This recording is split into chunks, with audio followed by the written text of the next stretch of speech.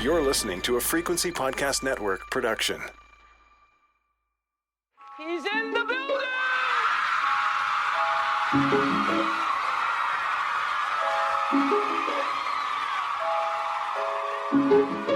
Drink the moment. Drink it. I said empty your mind. Coquettish and coy. Ow. Ow. What? Yeah, there's people that are dying. The wickedly talented. More than great. It was historic. Crack is World. Oh, good for you. I have to apologize. One of the hottest. Hello, and welcome back to The Reheat, a podcast that re-examines the hottest celebrity news and scandals of yesteryear and asks, how would we react to the same events if they'd transpired today? I'm your co-host, Sarah Sahagian. And I'm your other co-host, Sadaf. And this week, we're going to take a look at the legacy of one very handsome, if I do say so myself, and very beloved Bruce Lee.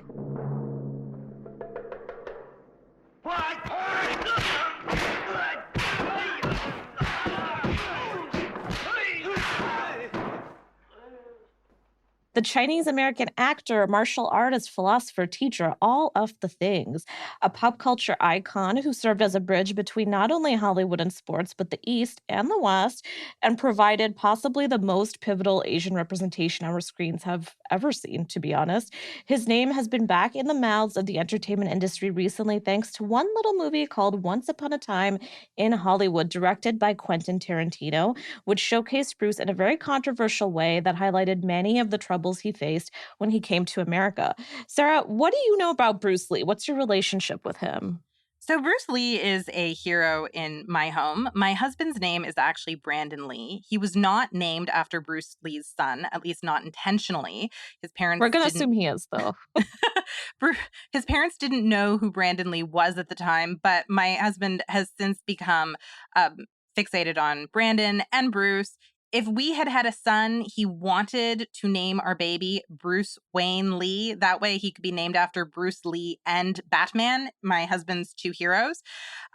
So my daughter was almost Bruce Wayne Lee, but thank goodness she was a girl, so that's not her name. Because as much as I love Bruce Lee, that's not a good name. Bruce Wayne Lee is not a good name. As much as I love Bruce Lee.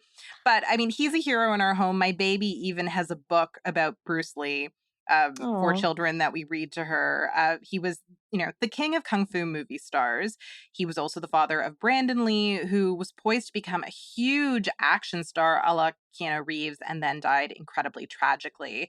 And Bruce came from a life of privilege. His father was also a famous opera star. So he had a really fascinating life right from the beginning, and I'm excited to talk about him today. I love Bruce Lee. Yeah, me too. I think my dad actually is the one who introduced me to him first. I mean, Bruce Lee is very much a dad type of legend.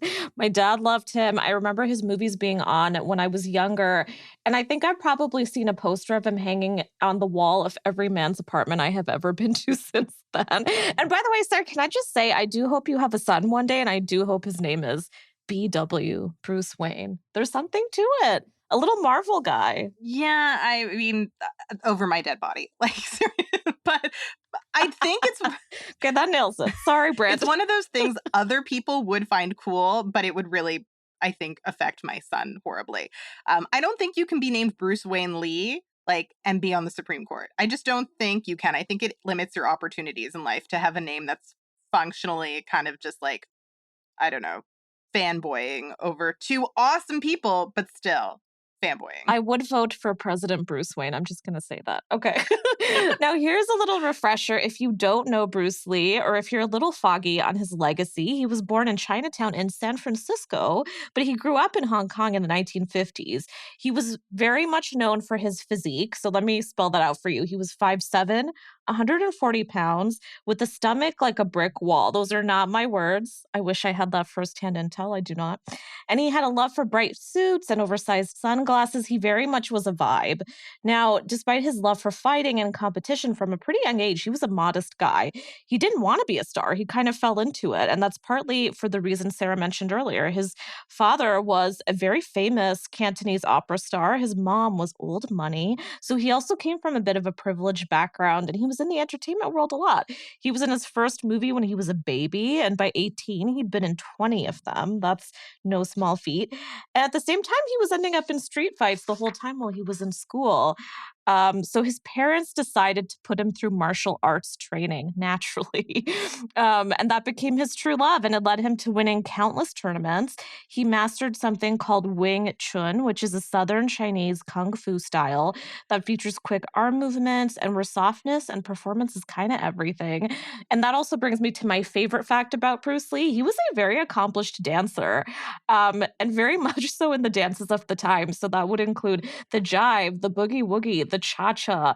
And he kind of did it because he wanted to get with girls and he was a bit shy at the time, but he ended up winning tournaments with those dances for years. And that skill lent him the softness he needed to kind of kill it at Wing Chun. Sarah, do we call this a dream man or not? Oh, absolutely. No, fantastic. His wife was so lucky. I mean, he was charming, he could dance, his cha-cha skills were pretty much unparalleled. And that's what made him such a great kung fu star, because when you look at old clips of him, he's incredibly graceful. It's beautiful to watch him. Yeah, completely. I agree. And as the story goes, though, he was still fighting on the low, or maybe not so low. He knocked out the teeth of a kid at school so badly one day that the police said if he got caught one more time, he'd be put in jail. So his mom sent him to the US because that was apparently where you go to be a better person. Don't know about that one. But he was also born there and he was a citizen, so it made it easy. And in 1959, he moved to Seattle. There, he worked as a waiter just for 1 week because he kind of hated it and he also kind of sucked at it. Bruce Lee was not good at everything, but he kept the kung fu going. He wanted to be the best in the world. And when he did a routine at a local kung fu exhibition one day, a young Black man named Jesse Glover was watching in the audience and was mesmerized by Bruce's subtle technique. And Jesse was obsessed with martial arts. He had been ever since a drunken, racist cop shattered his jaw with a nightstick. That doesn't sound topical. I don't know what does. And Jesse wanted revenge, but there were no Asian martial artist instructors who would teach a Black teenager at the time. Again, this was the 50s and the 60s. After following Bruce around, his work and his school, not creepy at all, he eventually got up the courage to ask him to teach him, and Bruce agreed. So Jesse became his first student, and soon they became fast friends, daily training partners. Jesse once said, quote, Bruce could do things I hadn't even thought possible. He could block his every punch, and he was super fast. And soon the two of them had even more students. They were white, they were Black, brown, Asian. It made Bruce the first to teach Kung Fu to people of color in America, which is massive. And he would go on to be a teacher for tons of famous people, including Steve McQueen and James Coburn. And he came before the legends that we all know now, which are Jackie Chan, Steven Seagal, Jean-Claude Van Damme, Chuck Norris, all that schlocky action. He preceded them and he had a little more heft to him, I'd say. Sir, what do you think of the way that Bruce sort of set the standard for the way we look at martial arts on screen over the years and now? So obviously he was a pivotal figure. I don't know if he's ever received adequate credit. I don't know if he's ever received adequate credit for doing so. You referred to the way Tarantino represented him in Once Upon a Time in Hollywood, which is egregious because there's a scene where he gets into a fight with the Brad Pitt character. And while Bruce does win one of the fights, so does the Brad Pitt character. And the idea that Bruce Lee, master of martial arts, would lose to this guy who had no formal training is absurd. And I think actually diminishes his legacy. Like, this is fictional. It didn't actually happen, but this reimagining of him downplays his prowess and how he really outclassed everyone else. And that's why he inspired people. And that's why they went to him to be taught how to do these action sequences and how to do martial arts. I feel like that was, I don't even know if you call it a microaggression. I think it's just an overtly racist moment that attacks the legacy of one of the most famous Asian American movie stars of all time. Yeah, I completely agree. And we'll come back to Once Upon a Time in a bit, but I think that really nails it. And what really sticks with me too is the Jesse Glover story, which gets a little bit buried when people talk about Bruce's legacy, but that was a huge moment because police brutality against Black men is something that is so talked about now. And again, this was almost almost 50, 60, 70 years ago, and it was still happening.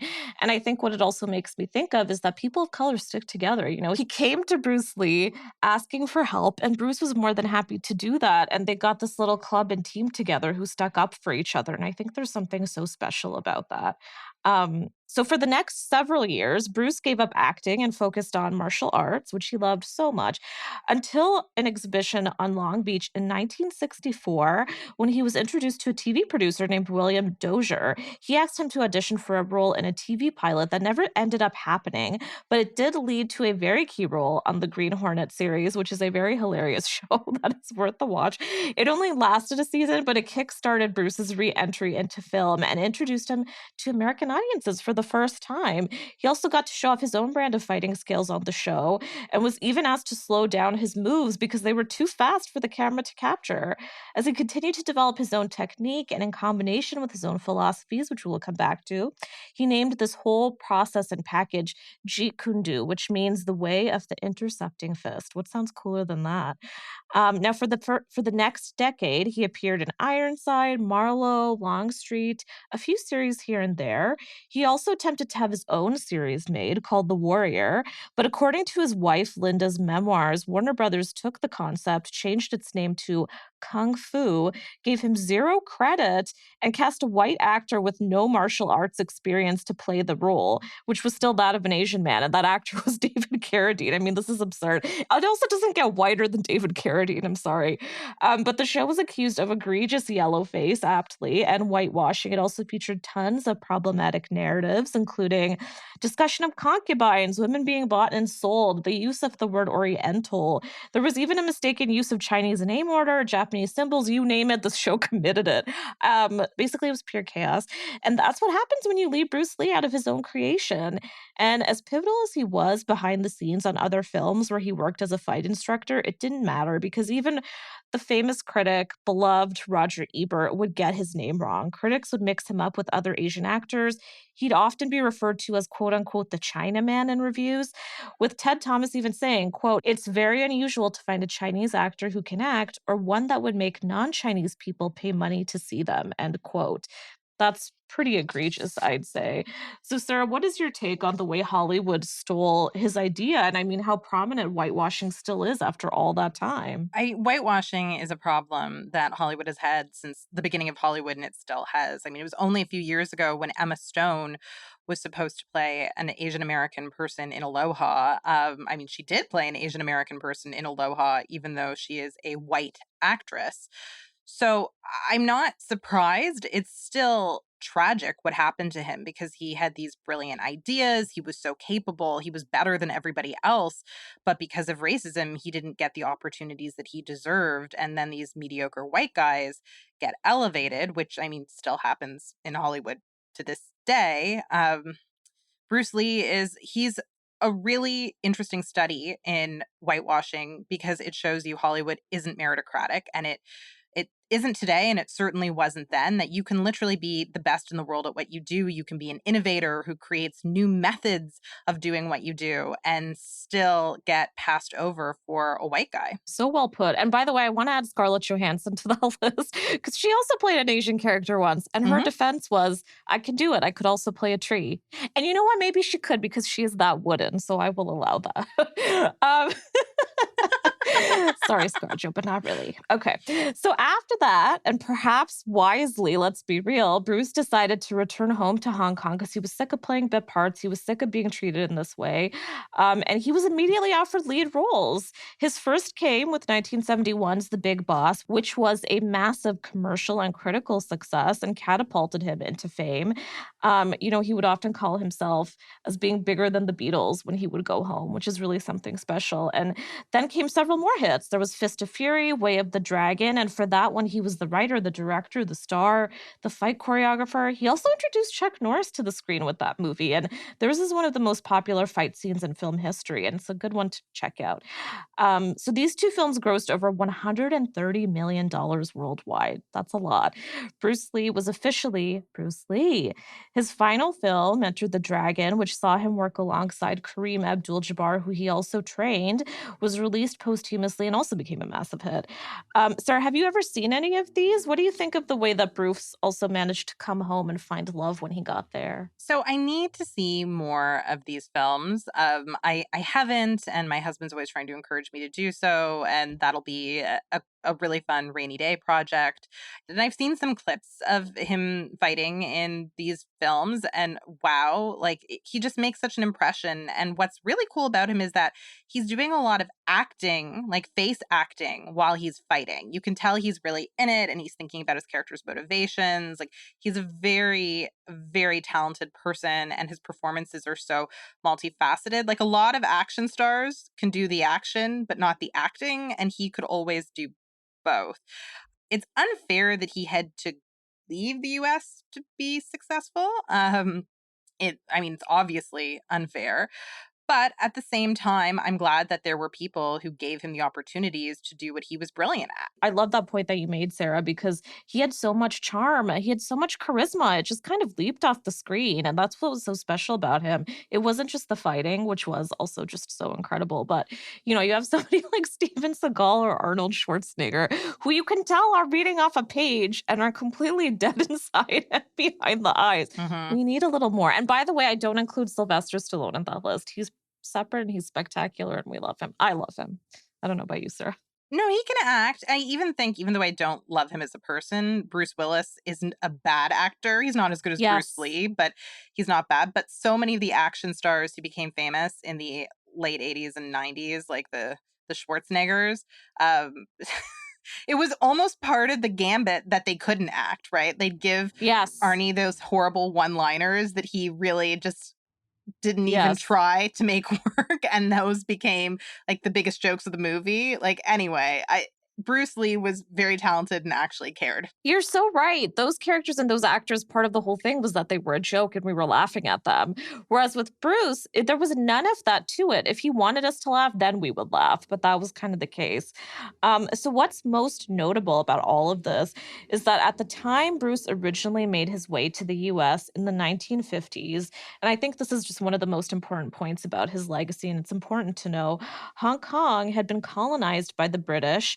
And by the way, it was only released in 1997, which is very recent. But from 1941 to 1945, it fell under Japanese occupation. So that kind of shattered the myth of white superiority there and led to a rise in Chinese nationalism. Matthew Polly, Bruce Lee's biographer, once quoted him as saying, "The British were the ruling class. They were the minority, but they ran the city. They lived up on the hills with the big cars and beautiful homes, while the rest of the population who lived below struggled and sweat their asses off to make a living. You saw so much poverty among the Chinese people that eventually it was natural to hate the filthy rich British. They made the most money and had the best jobs because of the color of their skin was white."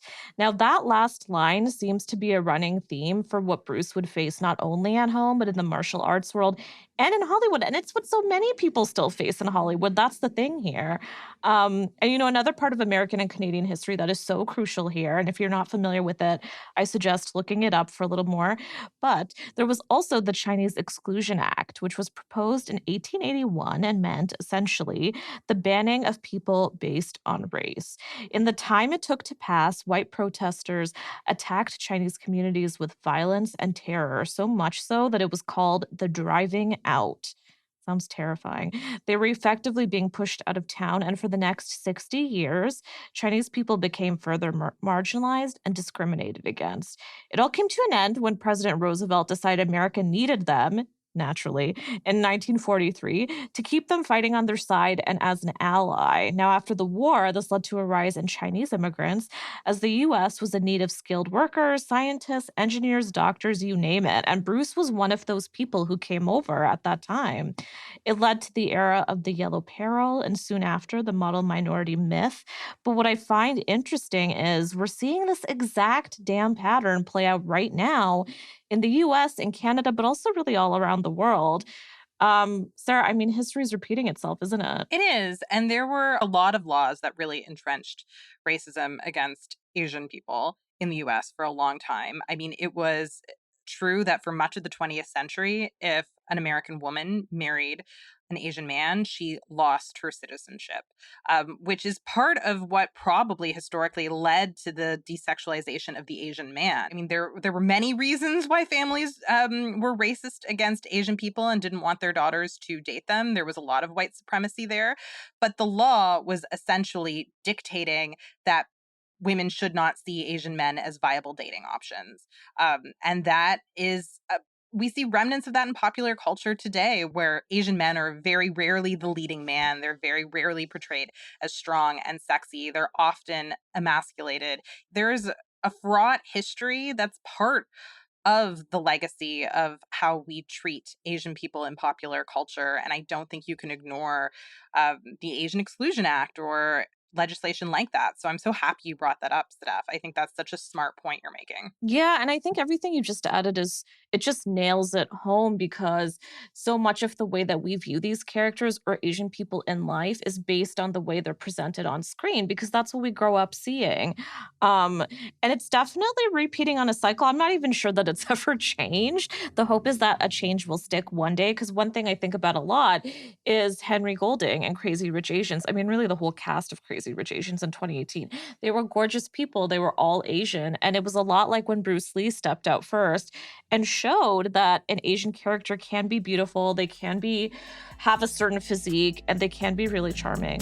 Now, before we get into the way that Bruce Lee kind of redefined the way we look at Asian actors on screen, I think it's time to take a quick little break.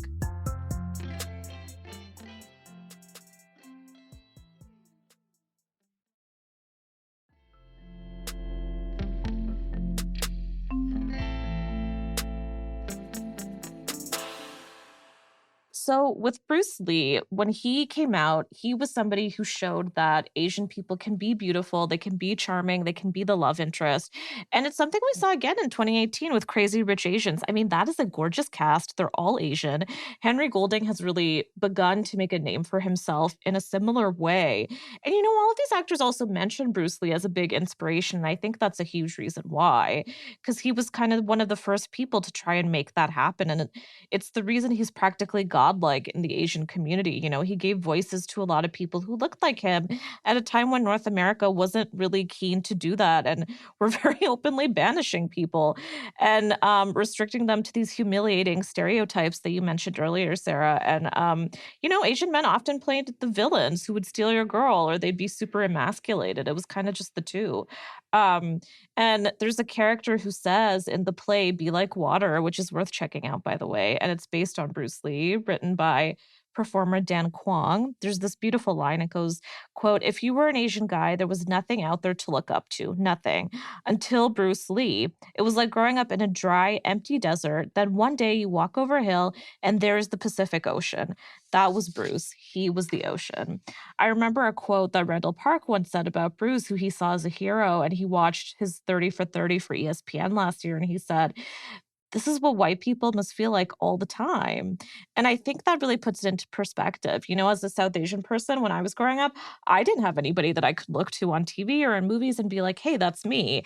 Things have really changed over time. They're going very slowly, but it's so important to be able to have that role model as you're growing up and to just see, oh, okay, I can be that person. I can be like that. I can reach for more. Because it also just models the way that we feel about ourselves. And by the way, this was all a very active effort on Bruce's part. He wanted to be a voice for his people. And in his lead roles, he often played a hero who fought against colonization, defended immigrants, protected his community. And a lot of that comes from his personal history that we talked about earlier. So, as Sarah mentioned earlier, even when he came to America, he experienced tons of racism just on the street when he'd be walking around with his white wife or a girlfriend. So this was something that he experienced quite a bit. Sarah, do you feel like, I mean, we talked about this a little bit, but do you feel like he wanted to be an advocate from the get-go or he was kind of pushed into it a little bit? When there's one famous person of a certain ethnicity, which happens so often in Hollywood, where they don't allow multiple people from the same racialized group to be famous and to succeed, that's just white supremacy in Hollywood. I think a lot of performers in that position then feel an obligation to be a role model for their community. And that obligation sucks because white actors don't have to be representatives for all of white people. But I do think that given how central to his career he made this advocacy and how much a part of the stories of the movies he made this kind of fighting white supremacy theme was, I think it probably, even if it didn't start out as something he was passionate about, became a real mission for him. Representation matters so much. And every time I try to find children's books for my daughter that have characters who look like her, I'm confronted with the fact that white supremacy is still everywhere, even though we're starting to have a conversation about racism in our society. It's still in, I would say it's still in its infancy, this conversation. There's so much more that had to be said. So, I mean, Bruce Lee is a real hero in our house. As people often say, you can only be what you can see. And it was really important what he showed people. Oh, I love that line. Yeah, absolutely. I mean, I think for him, it was very much an active thing that he decided to do once he noticed he had that responsibility, which is unfair, certainly, but it's also something that I think a lot of people of color end up feeling when they're kind of the sole person in their industry. They've got a platform. And it's a good thing. And I think he loved doing it. Bao Win, who directed that 30 for 30, said in a GQ interview recently, Bruce always understood the power of his own voice, the power of speaking up. On Green Hornet, he spoke up about pay equity and not having enough lines when most actors would just be happy to get a paycheck. Sometimes Asian Americans and people of color are not allowed to be seen for their potential. We have to own up to ourselves so much more than other people. And when we start to own up to our potential, we are seen as arrogant and not being in our place. Bruce Lee is this great example of someone who walked that fine line of some people thinking he's arrogant versus him thinking of himself as confident. And that, of course, is one of the things that's really muddied his legacy over time. A lot of media, a lot of representations of him have categorized him or characterized him as being arrogant rather than confident. And I think there's a really, really fine line there. So in a recent study from the USC Annenberg Inclusion Initiative, researchers looked at the portrayal of Asian American or Pacific Islander characters in the top films of 2019 and found that while they ranged from invisible to, quote, fully human, which is a wild term in itself, most fell into the categories of silenced, stereotyped, tokenized, isolated, and sidekicks or villains. Phew. And then looking at the top grossing movies, over a 13-year span, just 44 films had an AAPI lead. And in 14 of those, Dwayne "The Rock" Johnson, who is of Samoan descent, had the lead role. So we've still got a long way to go. And while we do have movies and shows like Crazy Rich Asians, The Farewell, Parasite, Fresh Off the Boat, Candace Kim's Convenience, they're making massive waves, but we're really only inching forward. Sarah, how many Dwayne Johnson movies have you seen in the last few years? I've seen a lot. I think he's a really charming performer. I am happy that he is an action star. I also thought he was good on Ballers, which isn't a show that I love, but I love the cast. I think the cast is great. Um, it's just one of those things where I wish, as you have pointed out, that Hollywood would make more room for Asian actors. They aren't making a huge improvement. I mean, we had Crazy Rich Asians, but it's almost like that gave them permission not to do very much else. Right. And even when you look at something like The Farewell, which was so highly debated about whether it was considered an American film or an Asian film, despite very much having American production teams, it also calls to question something that Bruce often talked about, which was what does it mean to be too Asian, quote unquote, or too American? And that's something he battled a lot in his career. And I know it's something a lot of these actors do too. And by the way, Dwayne Johnson, another person who found Bruce to be a massive inspiration. And we wouldn't have had him without him either, I don't think. Yeah.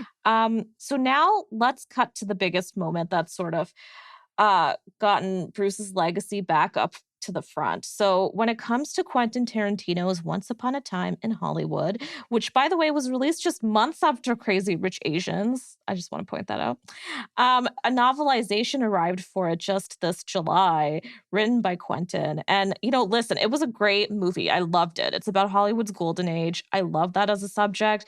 But where it tripped up a lot of people, what is in its representation of Bruce, who is played wonderfully, by the way, by Mike Moe, and very briefly, there's really only one scene that he's in. It's very controversial. And in that scene, Sarah described it a bit earlier, but Lee challenges Brad Pitt's aging stuntman character Cliff to a 3-round fight on the set of The Green Hornet after Cliff laughs at him when he says his fists have been registered as lethal weapons. And by the way, if Jennifer Lopez can insure her ass, he definitely could have insured his hands. So Lee quickly wins the first round by knocking Cliff to the ground. Cliff wins round 2 by vaulting Lee into the side of a car, and that's where it wraps. It was troubling because Bruce is very blatantly presented as a cocky, stubborn fighter who thinks he's better than he is and is easily bested by an actually cocky white man, when that was highly unlikely to happen in real life. Bruce didn't lose fights. It just didn't happen. Now, here's a clip from the scene just to illustrate it for you, where Cliff pokes fun at Bruce and uses the same criticisms the media and Hollywood pelted at him. You're a little man with a big mouth and a big chip. And I think you should be embarrassed to suggest you be anything more than a stain on the seat of Cassius Clay's trunks. Brother, you're the one with the big mouth. And I would really enjoy closing it, especially in front of all my friends. But my hands are registered as lethal weapons. That means we get into a fight, I accidentally kill you, I go to jail. Anybody accidentally kills anybody in a fight, they go to jail. It's called manslaughter. And I think all that lethal weapon horse shit is just an excuse so you dancers never have to get in a real fight. Now, Lee's daughter, Shannon, who is the chief executive of the Bruce Lee Family Company and heads her father's charity, is also a trained martial artist, by the way. She called the depiction disrespectful and a mockery of his legacy. She said to the LA Times, quote, "The script treatment of my father as this arrogant, egotistical punching bag was really disheartening and I feel unnecessary. I feel like he turned his confidence into arrogance and his intelligence into mockery. I feel like he was picked on in the way that he was picked on in life by white Hollywood." Here's a clip of her and an ITV news host discussing the scene.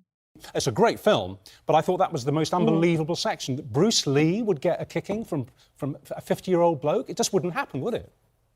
No, I don't think it would happen. No. Not at all. And, I understand what he was trying to do around the character of Cliff Booth in the film, but, he could have handled it in a way that was respectful of my father as well as, served his story purposes. So, yeah, absolutely. Bruce would have taken him to the cleaners, especially the state that Brad is in these days. Sorry, Brad. Now, Jeff Yang, co-host of the podcast They Call Us Bruce, also said, quote, "The biggest question I have here is, where does the line get drawn between homage and exploitation?" And, this is the thing, because with Bruce also being pinned as a side character like he was all those years ago in America, being used as a punchline and a punching bag in the stereotypical way Asian men were often cast, it's just kind of history repeating itself, but in the worst kind of way and in retrospect. And not to mention, he's the only person of color in this film, and he's relegated to a joke, a device for Cliff to appear powerful and dominant. I remember going to see this movie, and I remember people laughing at him in that scene, and it hurt me to see that. And it's led to his fans and his family having to defend him all over again. Sir, did you watch the movie? What did you make of his portrayal in that scene?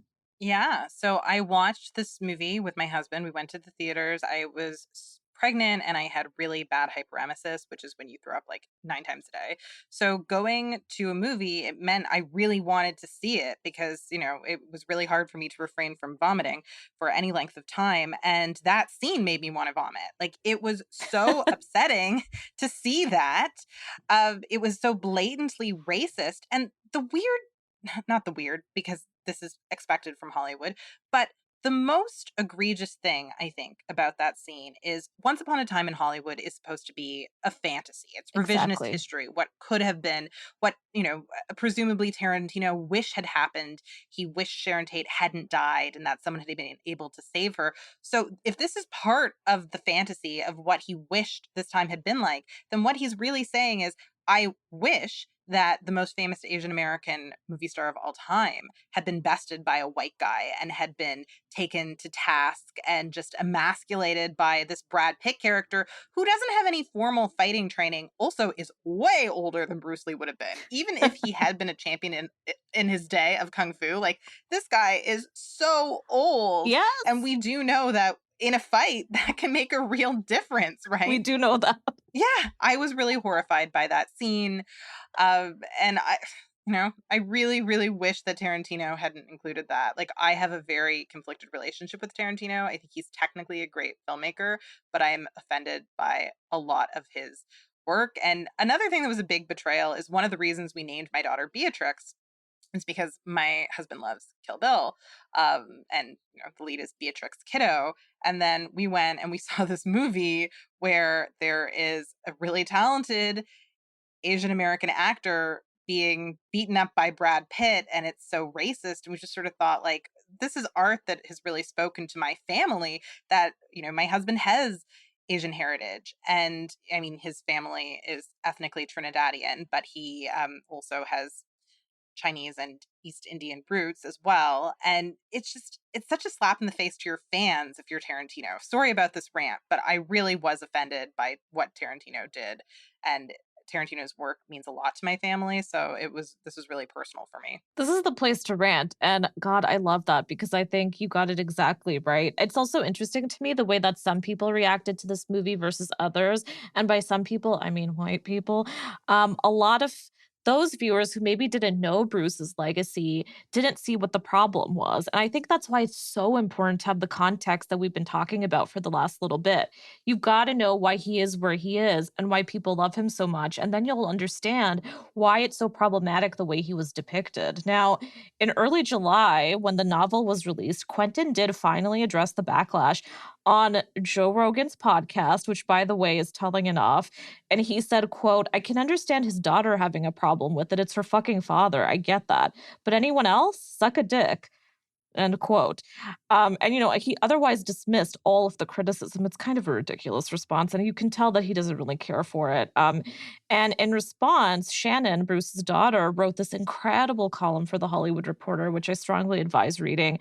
But here's just a little bit of it. Quote, "I'm really fucking tired of white men in Hollywood trying to tell me who Bruce Lee was. I'm tired of hearing from white men in Hollywood that he was arrogant and an asshole when they have no idea and cannot fathom what it might have taken to get work in 1960s and 70s Hollywood as a Chinese man with, God forbid, an accent, or try to express an opinion on a set as a perceived foreigner and person of color. I'm tired of white men in Hollywood mistaking his confidence, passion, and skill for hubris, and therefore finding it necessary to marginalize him and his contributions. I'm tired of white men in Hollywood finding it too challenging to believe that Bruce Lee might have really been good at what he did, and maybe even know how to do it better than them. Amen." Now, her column is again worth a read, but I think it hammers home the point that you cannot use an icon like that in a film paying tribute to an era that he owned. And by the way, Quentin is somebody who walks around saying that he's a massive Bruce fan and he's even a Bruce historian. And Sarah, you mentioned earlier Kill Bill. There's even a moment in that film where the great, great, great Uma Thurman is wearing a yellow jumpsuit that was clearly inspired by Bruce. And by the way, Quentin, of course, never gave that any credit. So, Sarah, what do you make of Quentin's response? I mean, it's not great. It's flippant. It uses the imagery of sexual violence, which is something I wish in our society white men would stop doing.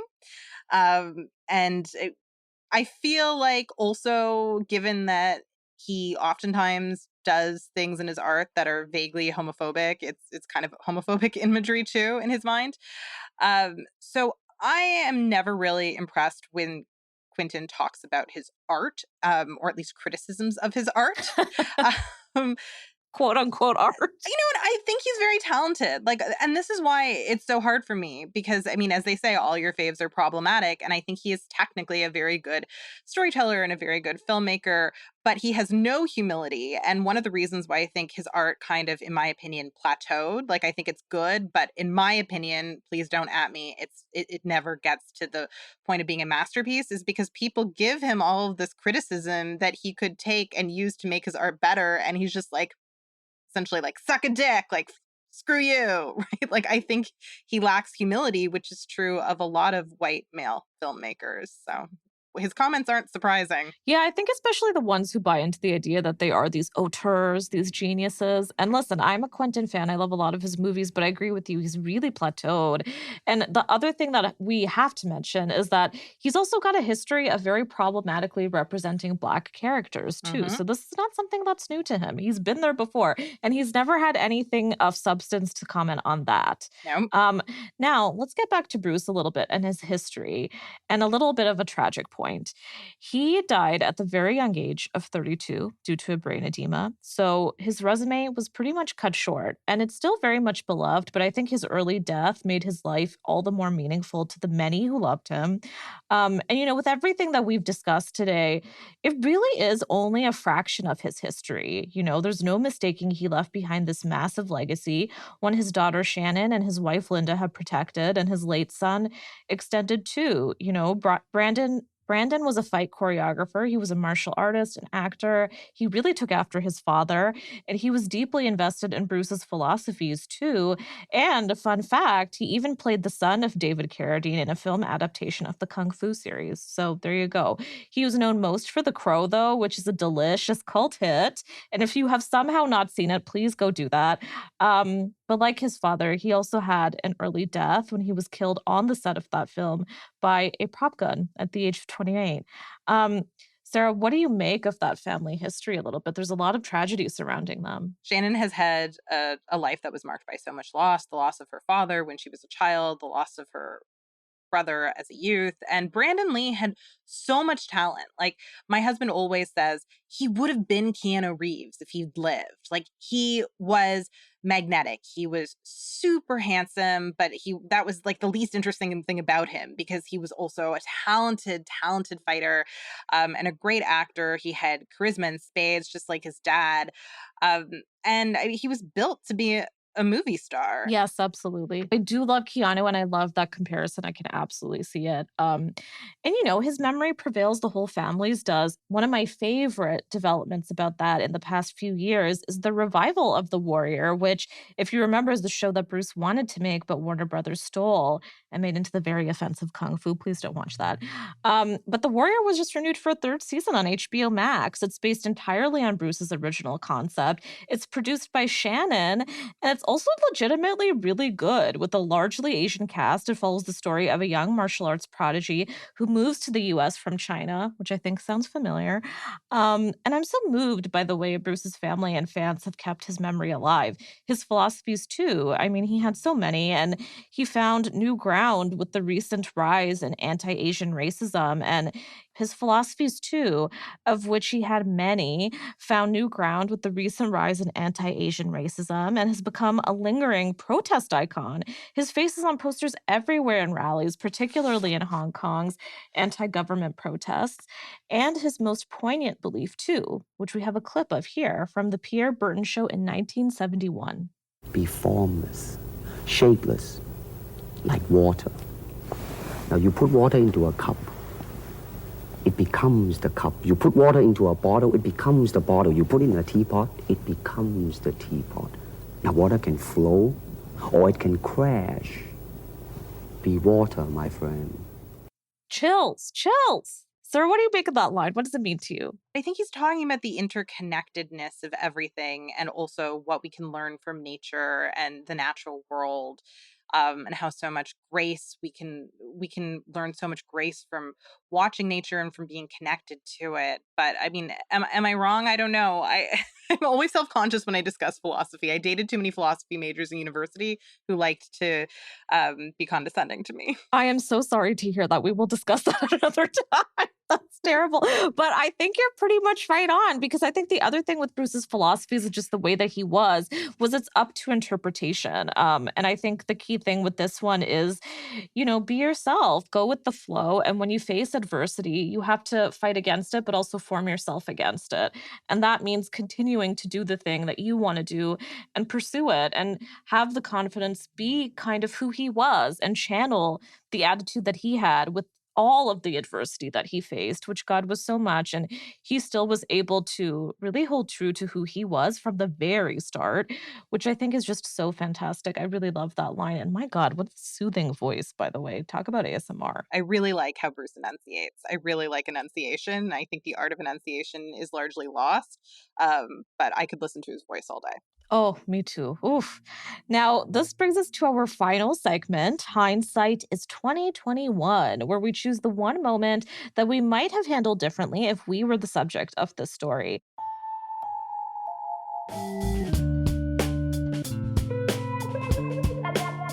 I shouldn't have done that. For me, I could never be Bruce Lee for about a million reasons. Though I am also very, very short, I do relate profoundly as a person of color who never saw versions of herself on screen or in journalism, which is my field of choice. So, the way that I see it, I think he did everything right. And I think that's by proving that persistence and confidence are key to make it in a world that sees you as a threat or where you don't see a lot of people who look like you when you walk into a room. But if I were a part of the media, I would have classified him as far more than a token. I would have recognized him for the incredible representation that he was, and I would have asked him about it. And I absolutely would have gotten his name right. What about you, Sarah?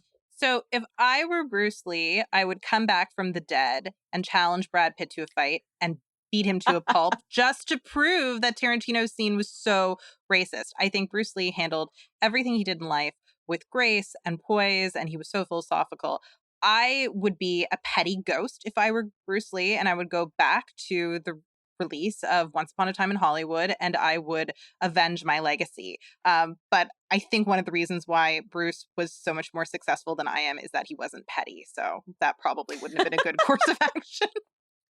I very much love that. And I hope that they could have an audience and we could be there because I would love to see Brad get destroyed. Sorry, Brad.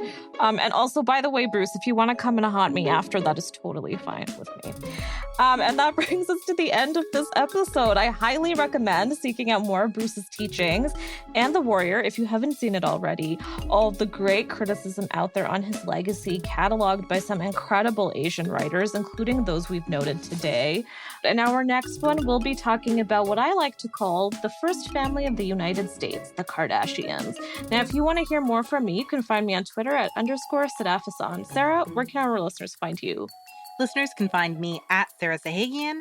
And if you liked this podcast, please rate, review, and subscribe so other listeners can find us too. Thanks for listening.